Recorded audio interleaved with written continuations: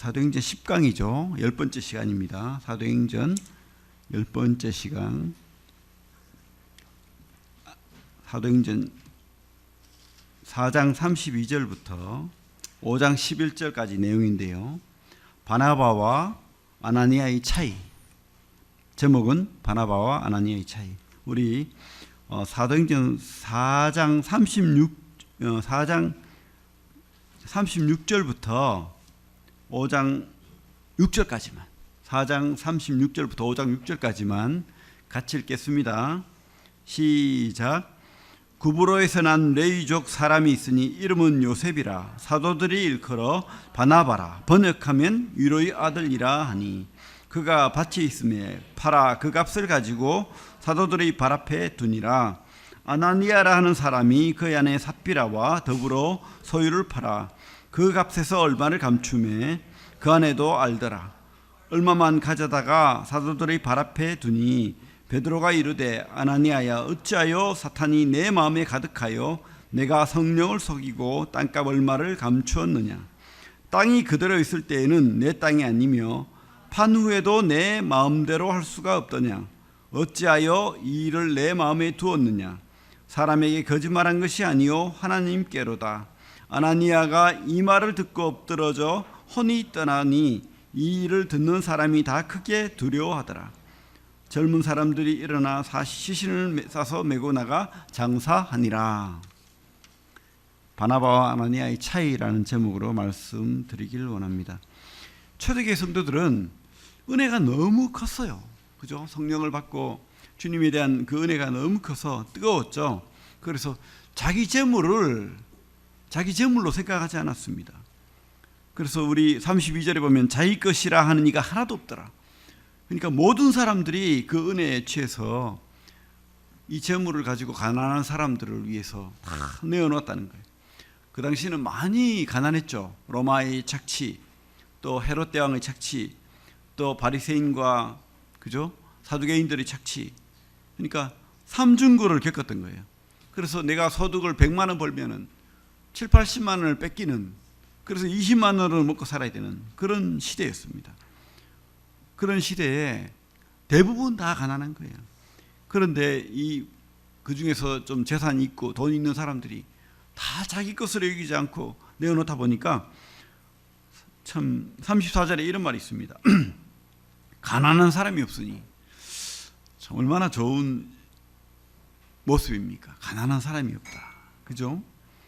그래서 참 성도들이 서로 나누고 행복한 그런 삶을 살았던 것을 보게 됩니다.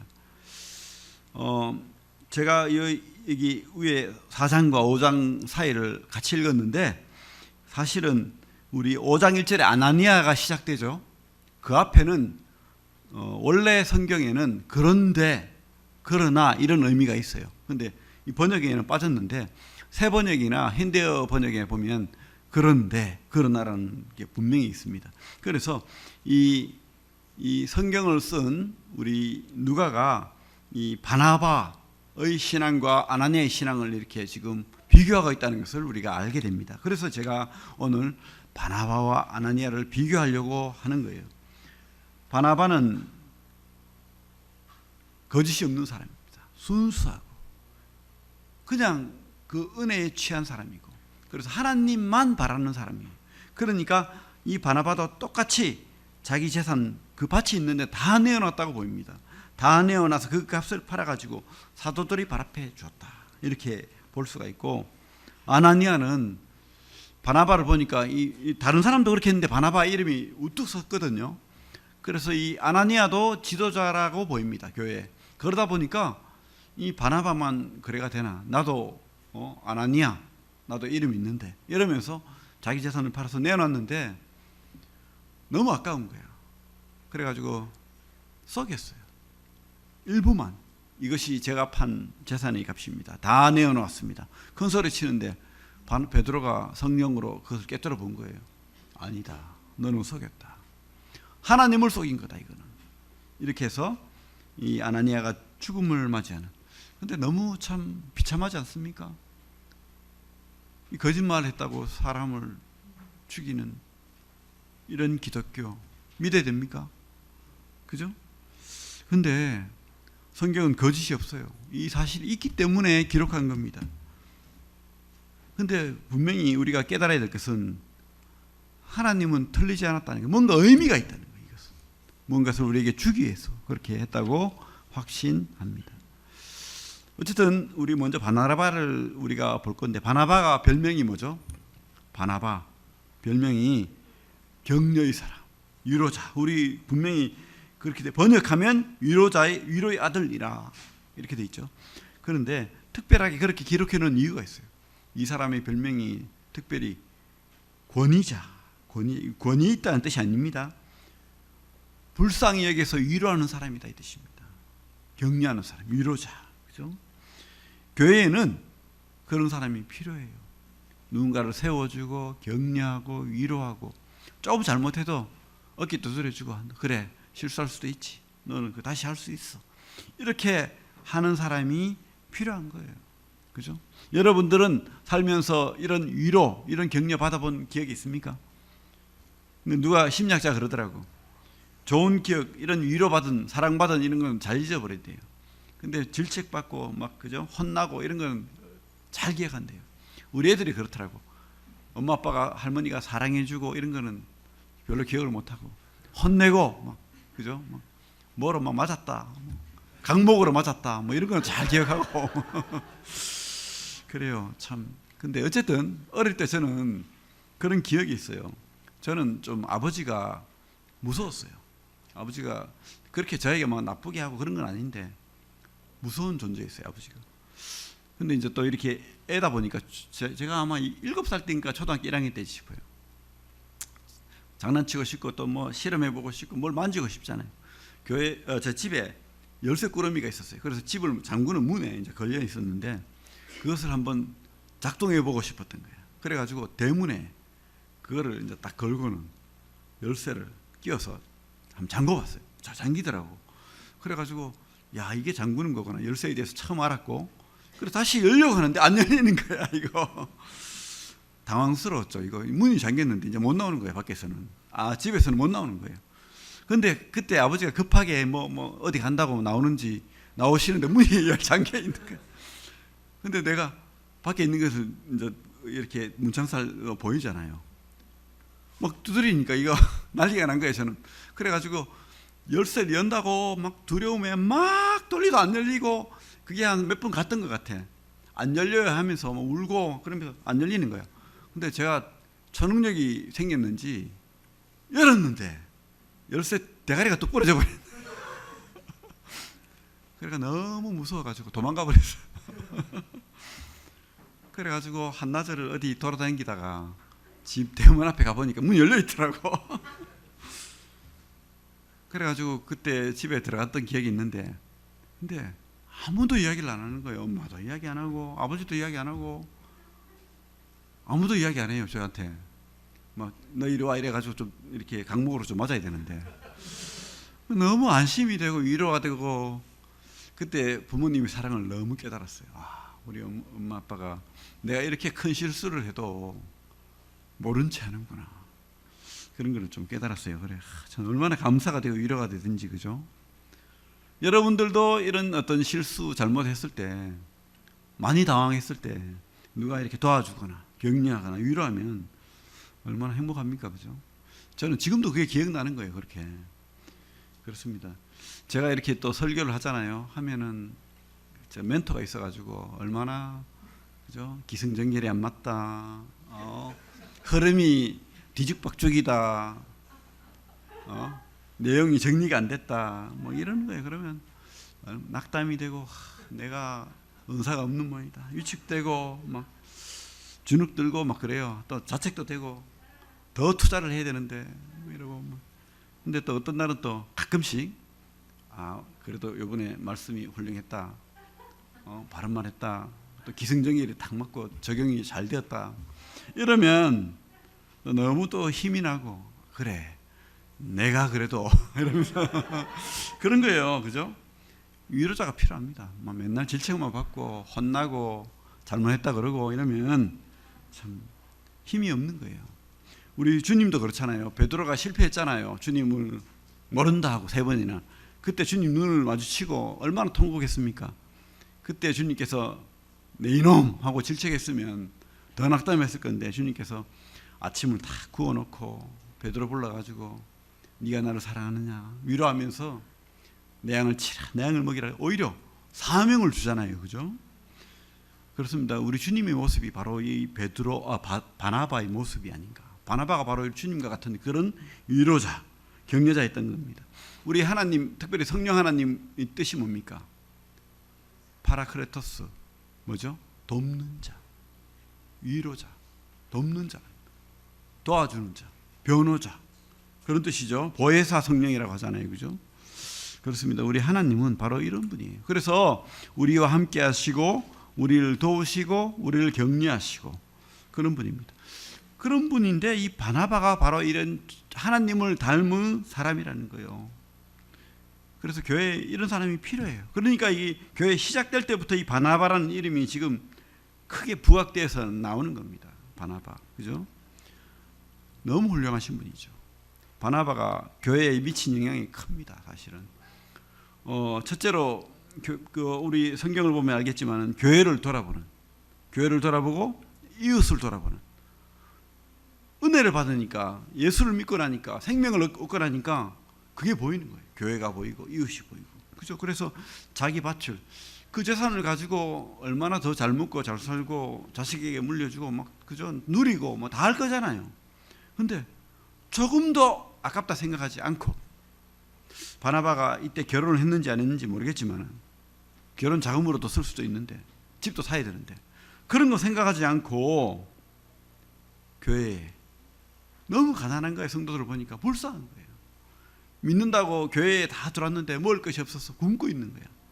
그런 사람 보니까 내 재산을 팔아서 이 사람들을 도와야 되겠다 하고는 100% 헌신하기로 작정한 거예요. 100% 그렇게 헌신했던 겁니다. 진심으로, 그죠? 그런 바나바의 신앙이 바로 우리 성도들, 우리가 믿는 교회에서 필요한 신앙이라고 확신합니다. 그렇다고 여러분들 100% 다 재산 내놔라, 이거 아닙니다. 지금 오해하지 마십시오.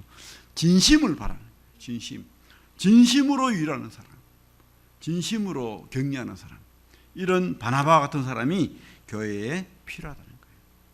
교회를 돌아보고 이웃을 돌아보는, 그죠? 그래서 누군가는 어려운 사람을 보면은, 어려운 성도를 보면 무기명으로라도 교회에 돈을 넣고 누구를 도와달라고, 그렇게 그런 성도들이 많아져야 돼요.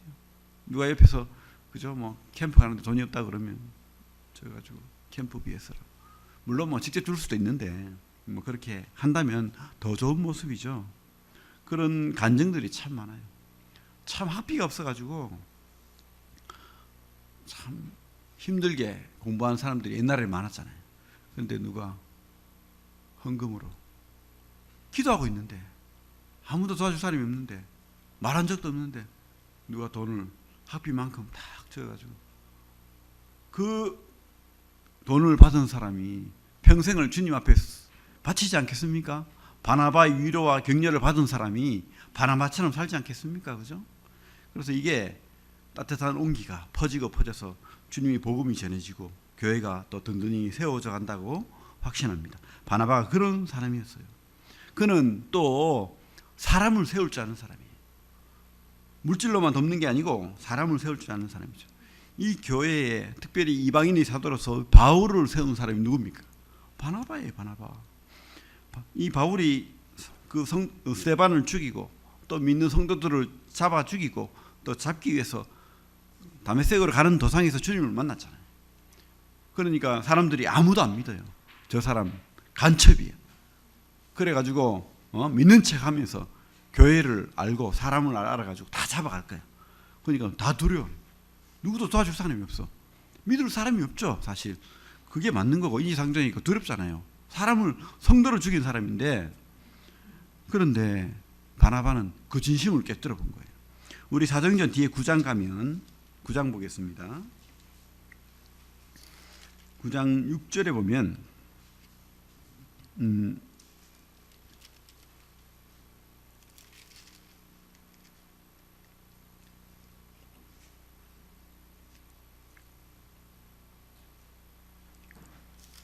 제가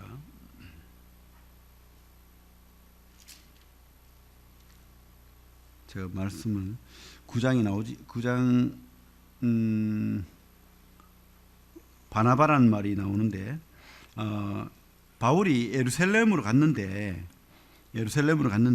아무도 믿어주지 않는 거예요. 그때 바나바가 대변자로서 이 바울을 변호하는 장면이 성경에 나오죠. 그래가지고 이 바울을 소개하고 26절부터 나오네요. 26절부터 사울이 예루살렘에 가서 제자들을 사귀고자 하나 다 두려워하여 그가 제자됨을 믿지 아니하니 아무도 안 믿는 거예요. 믿지 아니하니 27절에 바나바가 데리고 사도들에게 가서 그가 길에서 어떻게 주를 보았는지 또 주께서 그에게 말씀하신 일과 다메섹에서 그가 어떻게 예수의 이름으로 담대히 말하였는지를 전하니라. 누가 했다고요? 바나바가. 그죠? 나보다 더 똑똑하고 나보다 더 뛰어나면 저 사람 도와주면 위험해. 이게 아니고요. 아나니아 같은 신앙이 아니고 이 사람 도와줘야 돼. 이 사람은 하나님이 할 사람이야. 이 사람 세워줘야 돼. 이래가지고 아무도 믿지 않는데 바나바가 바울을 세운 거예요. 그래서 이 바울이 그래도 성도들에게 알려지고 일꾼이 될 수 있는 기반을 세워준 거예요. 그죠? 그리고 안디옥 교회가 세워지고 그 예루살렘에서 바나바를 파송을 합니다. 목회자로 파송을 하죠. 그래서 바나바가 안디옥 교회의 목회자로 든든히 서 있는데 그런데 성도가 너무 많아질 거예요. 자기 혼자 어려운 거예요. 그때 생각난 사람이 바울이에요. 바울이 놀라운 성경에 대한 지식과 해박한 그 능력, 또 말씀에 대한 그런 분석 이런 것들을 꿰뚫어 보고는 다소까지 가서 직접 그 먼 거리, 그죠? 몇 달에 걸려서 가는 다소까지 가서 바울을 데리고 안디옥까지 와서 일꾼으로 세운 거예요. 그래서 바울이 인정받는 일꾼이 된 거예요. 그죠? 그래서 이 바울과 바나바, 원래는 순서가 어떻게 됩니까? 그러면 바울과 바나바예요. 성경을 보십시오. 바나바와 바울입니다. 바나바 순서가 바나바가 먼저예요. 그런데 뒤에 가면 어떻게 됩니까? 바울과 바나바예요. 사람들이 바나바보다 바울을 더 인정하는 거예요. 나보다 더 앞선 사람이 되는 거예요. 그래서 1차 선교여행을 떠나는데 갈라디아 지역으로 이제 1차 선교여행을 1년 반에 걸쳐서 다니고 왔죠. 그때 마가를 데리고 왔어요. 마가가 바나바의 조카예요. 조카를 데리고 가는데 조카가 이 요즘 그 지진 났는 그 근처입니다. 타이투스 산맥, 터키에 지진이 났는데 그 근처에 큰 산맥이 있습니다. 백두산보다 더 높은 3,600, 3,700 되는 큰 산맥이 3개나 있어요. 거기를 넘지 않고 이 마가가 도저히 저는 겁이 나서 못 가겠어요. 산적도 있고, 그죠? 강도도 있고, 그러니까 그 무거운 짐 다 노인네들한테 던져버리고 도망가 버렸어요. 그 바울이 이가 갈리죠, 이 나쁜 놈. 하나님이 일한다고 해놓고는 이렇게 놔두고 가버려? 그래서 이 1차 선교여행 끝나고 다시 선교 보고 다 하고 2차를 떠날 때 바나바가 마가도 데리고 가자, 다시 가자. 그러니까 바울이 안 돼. 저거는 일꾼이 아니야. 포기하는 자는 내가 쓸 수 없어. 지금도 이것 때문에 신학자들이 싸웁니다. 바울이 옳다, 아니다, 바나바가 옳다. 여러분 누가 옳습니까? 예? 마가가 데려가야 됩니까? 말아야 됩니까? 어쨌든 바나바는 이 마가를 데려가야 된다. 실패했지만 세워줘야 된다. 다시 기회를 줘야 된다. 바나바는 안 된다. 이 선교가 얼마나 엄중한 하나님의 일인데 실패한 사람을 다시 기회를 줘? 또 그런 일이 있으면 어떻게 하려고? 이 선교일이 생명을 살리는 일인데 거기에 그르치면 안 되는 거야. 이렇게 하면서 엄청 싸웠다고 돼 있죠. 그래서 갈랐었어요. 그리고 바나바는 자기 고향 구브로 키프로스로 마가를 데리고 가고 바울은 다소를 거쳐서 갈라디아 지역으로 그리고 또 유럽으로 가버렸죠. 신라를 데리고. 이런 일이 있었는데 그렇습니다. 대판 싸웠다는 기록이 있는데 뒤에 보면 어떤 말이 있냐면 그 베드로전서 5장 13절에 보면 이런 말이 있어요.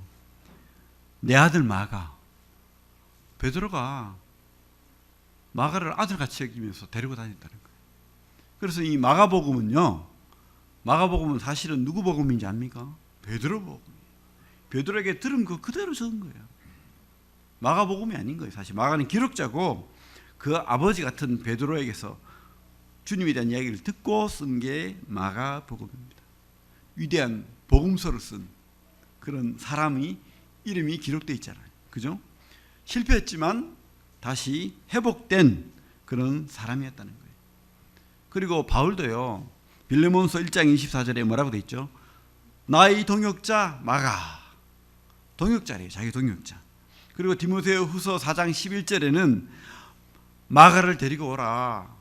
마가를 데리고 오라. 내게 유익하다. 이렇게 하잖아요.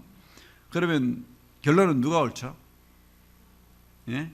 바나바가 옳은 것 같아요. 제가 볼 때는. 결론은. 그죠? 결론은. 그래서 이 바나바가 마가를 세우고 큰 일꾼으로 만드는 거예요. 그를 실패자로 놔두지 않고 하나님 같은, 우리 주님 같은 역할을 했다는 거죠. 교회를 사랑하고 사람을 세우고 또 실패자를 다시 회복시키는 그 사역, 그것을 지금 바나바는 한 것입니다.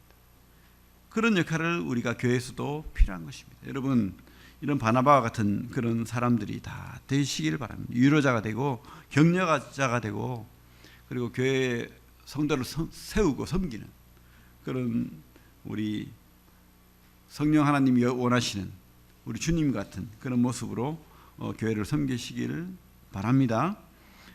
그리고 우리 아까도 말했지만은 사도행전 5장에 보면 그런데라는 말이 있다고 했죠. 아나니아 앞에 원래 원어에는 그런데, 그러나라는 표현이 분명히 있습니다. 아나니아는 아마 교회 지도자급으로 인정받는 사람이었을 거예요. 그런데 그 마음에 무엇이 들어왔습니까? 마귀가 주는, 분명히 보면 사탄아 네 마음에 가득하여, 사탄이 네 마음에 가득하여, 이런 말 있죠. 사탄의 마음이 가득해서 사탄이 주는 시기, 질투, 그 속에 하나님보다는 내가 높아지고 싶은, 내가 드러나기 원하는, 내가 인정받고 싶은 그런 마음들이 지금 이 속에 들어와버린 거예요. 그러다 보니까 다른 사람들을 무조건 이렇게 끄잡아 물귀신처럼 끌어내야 되는 거예요. 그럼 어떻게 해야 돼요? 지금 바나바가 그 밭을 팔아가지고 성도를 섬기니까 너무 성도들이 좋아하고 성도들에게 일꾼으로 이름이 두드러지게 난 거예요. 이 아나니아가 나도 그래야 되는데, 그러면 어쩔 수 없이 나도 팔아야 되겠네, 팔고 싶지 않은데 하면서 소유를 팔았습니다. 팔았는데 너무 아까운 거야. 두 부부가 앉아서 고민을 하는 거예요. 이걸 어떻게 하지? 팔면 우리를 못 먹고 사나? 이래가지고 두 부부가 부부 합작, 그죠? 사기단이죠. 그래가지고 한 3분의 1만 주고 3분의 2는 우리도 먹고 살아야지, 이렇게 하고는 내가 다 팔았습니다, 이렇게 한 거예요. 다 팔았습니다. 근데 하나님께서 이것을 딱 집어내는 거예요. 베드로가 그것을 알아챈 거예요. 성령을 속이고 거짓말했다. 이것은 하나님께 거짓말한 거다. 그죠? 바로 이게 드러나 버린 거죠. 이 아나니아의 신앙이 무엇이 잘못됐습니까? 사람보다는, 교회보다는 내가 높아지고 싶은 거예요. 내 자신, 나를 드러내고 싶은 거예요. 그래서 거짓말을 하게 됐고, 또 이 속에 솔직히 말하면 하나님에 대한 두려움, 하나님 앞에서의 신앙이 없는 거예요. 코람데오 신앙이 없는 거예요. 내가 원하는 신앙을 하는 거예요. 내가 원하는 신앙.